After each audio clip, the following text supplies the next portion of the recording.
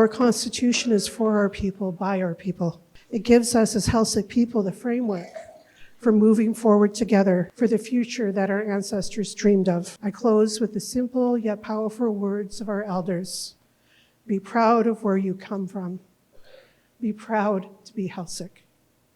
Today we stand together. We are Heiltsuk. What does it mean to be Heiltsuk?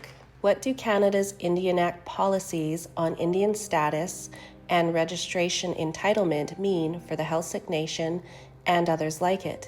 The second generation cutoff is the modern legacy of decades of sex-based discrimination in the Indian Act. For over a century, the Act stripped First Nations women of their status if they married a non-status person. This rule continues that discrimination by denying status to the grandchildren of those women who married non-status partners. It forcibly disconnects women and their descendants from their land, family, communities, culture, and language, using family trees as a tool of forced assimilation. This isn't abstract. For the Heiltsuk Nation, 20% of their registered population is directly at risk.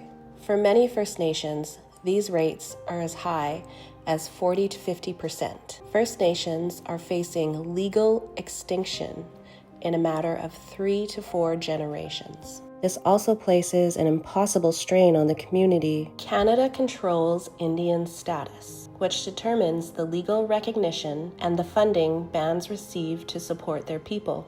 While nations strive to support all of their citizens, those denied status by Canada lose access to critical supports like health, education, and housing.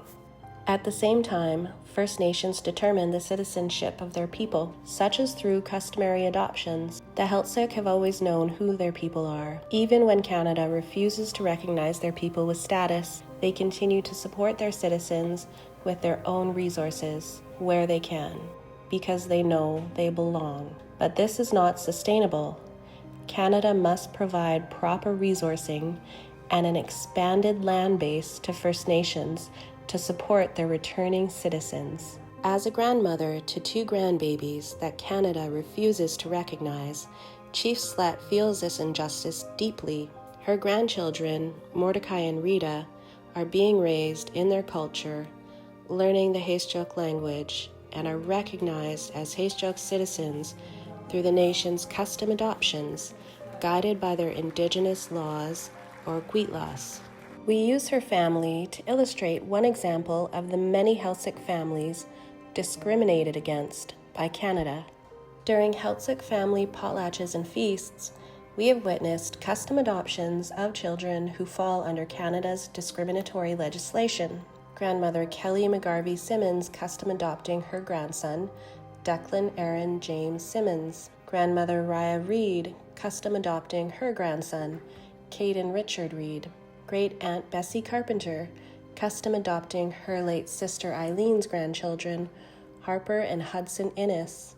Chief Slet's grandson Morty is 3 years old and lives in Bella Bella and attends Heiltsuk Language Nest, learning Heiltsuk and the values that guide Heiltsuk society. His Heiltsuk name is Bach Tsua, which translates to likes to do everything. Chief Slet's granddaughter Rita is 1 year old and learning Heiltsuk. Her Heiltsuk name is Anana'u, which translates to expression of affection. Though they were both uplifted in the community under Heiltsuk law, Canada's discriminatory 2-parent rule still denies them status because their father is registered under Section 6.2, the second generation cutoff. Heiltsuk children have the right to be raised within their culture, language, traditions, and territories, grounded in feelings of happiness and belonging within their community and their way of life. A right upheld by the Heiltsuk Constitution,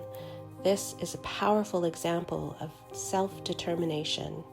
To those who come from the outside, understand this. We do not seek permission. We are not becoming a nation, we are a nation. Today, under Heiltsuk Gwitlas, under Heiltsuk Gwitlas, the Hemos Council, They declare that the Gegases Guilas, our Constitution, is now in full force and now in full effect. First Nations should hold the ultimate authority to decide who their citizens are. However, so long as Canada controls Indian registration, it has a duty to first fix the mess it has made. To do otherwise would be to make forced assimilation permanent. Canada must eliminate all remaining sex and race-based discrimination from the Indian Act and respect First Nations' right to self-determination over citizenship law, and must reverse forced assimilation through registration, reconnection, and reparations once and for all. The time for delay is over.